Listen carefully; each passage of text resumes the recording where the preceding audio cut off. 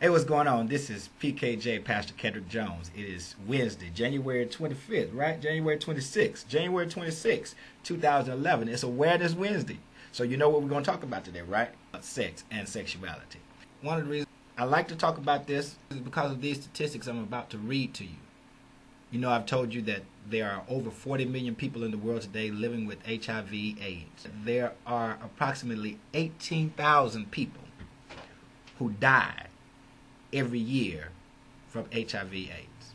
There are 56,300 new HIV/AIDS infections contracted annually. That's in the U.S. alone. When you add that to another statistic, women make up over 50% of all HIV/AIDS cases in America. Got that? You add that with another statistic that says men who have sex with men, according to the Centers for Disease Control, make up 48% of all HIV/AIDS cases in America. And the way they categorize it is gay, bisexual, and other men who have sex with men. What does that mean? So let's deal with it. And so I asked the question last week, can people be born homosexual or with homosexual tendencies? One young lady answered. She indicated that because she was a former lesbian, she knows that God can deliver you from it. However, she did state that both she and her mom recognized at an early age that she liked girls. Now, was she born that way? Don't know. Another person answered on my Facebook page. She indicated that she teaches at school. I think she said elementary school. Many of the students that she's teaching are beginning to have those tendencies at an early age. So she asked, if they're not born like that, you know, what is the cause of it? Another gentleman, he also responded on Facebook, and he made a statement. He said, I don't know if they're born that way or they're torn that way. Either way, it ain't the right way. But that statement, born that way or torn that way, it speaks so much volume based upon what I understand and what I've learned over the years concerning sexuality. I mean, it just opens up some of the explanations. Like I said, biblically, we know it's wrong. But let's talk about scientifically. What happens that causes one to be homosexual? I came across a book called The Smell Book, Sense, Sex, and Sexuality. In this book, The Smell Book, Ruth Winter indicates that every child grows up receiving certain things from both their mother and their father to help them develop. To help them develop emotionally, sexually, mentally, even physically. One of the things that they receive from the father is pheromones. These are hormones that are airborne that stimulates the olfactory nerve, the nerves in the nose, the sense of smell, really. And that's why it's called the smell book. Duh.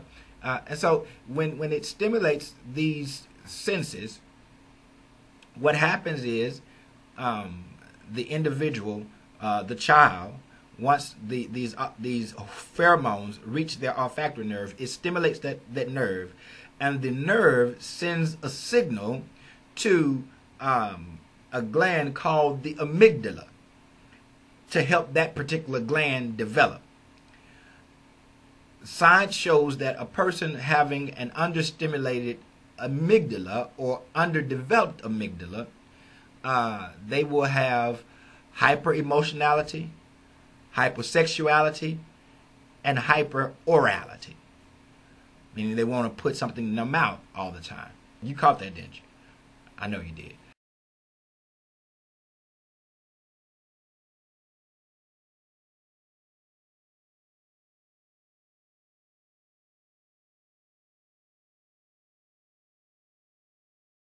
this child grows up with this deficiency in their bodies,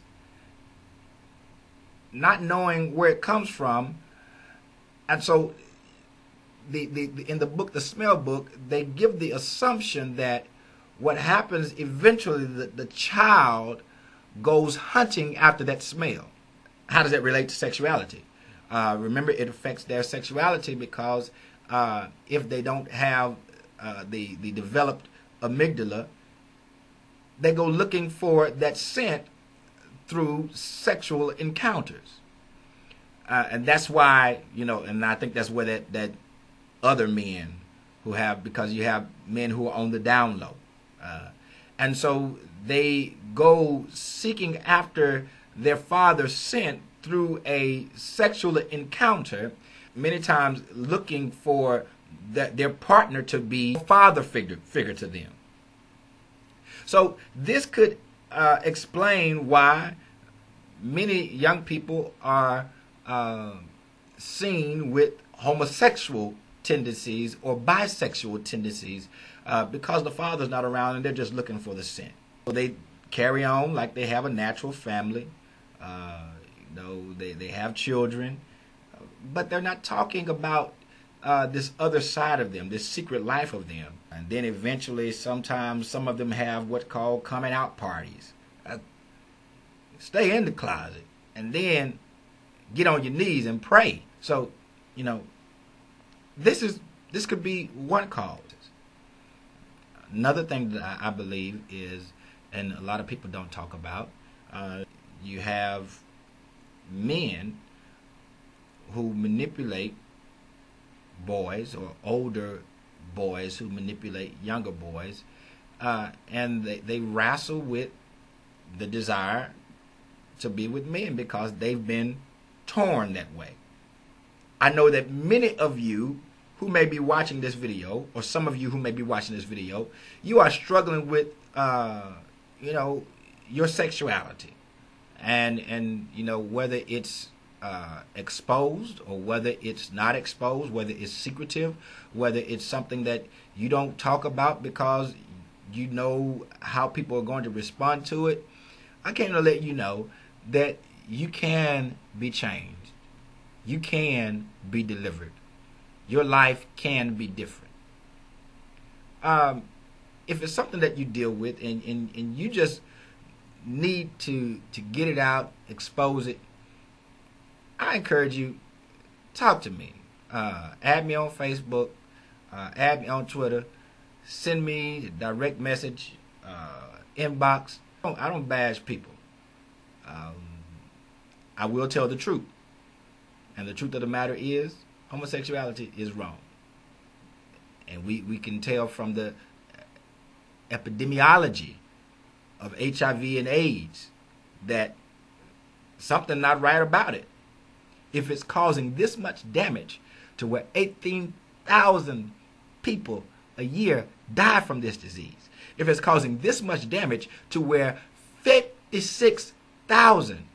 over 56,000 people annually are contracting the disease that is able to kill them, there is something wrong with homosexuality.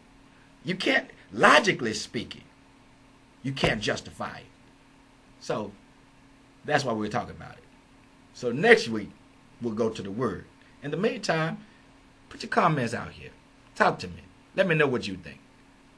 Hey, like I said, you have a right to disagree with me. By no means am I making an excuse for the behavior. I'm just making provision through the belief that things can be changed through the person of Jesus Christ. That's why I live. Hey, this is Helen Jones' second son, saying life is too short to play games. So keep it real. 2 fingers to the north. We out of here.